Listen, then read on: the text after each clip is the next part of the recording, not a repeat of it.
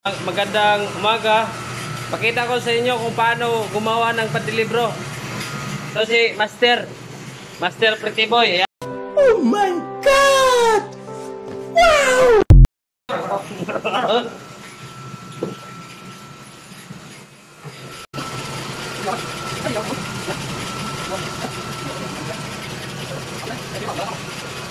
Yan ang proseso sa paggawa ng tinapay mga ka-idol.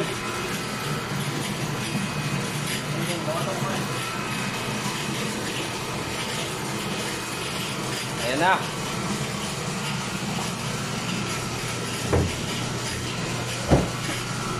Tapos mga idol, ganyan. Nilalapad niya yan.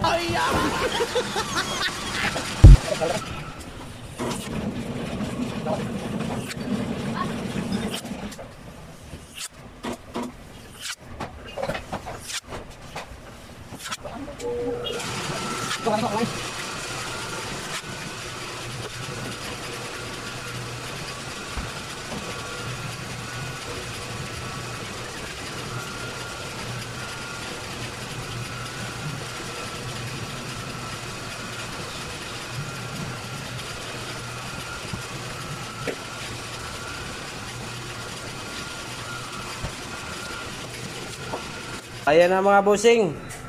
Ayan yung pandilibro natin mga boss. Mga idol, yan. Tapos lansa na natin yan. Yan. Pag nasa lansa na yan mga idol, yan. Ito na, paalsahin yan bago ipasok sa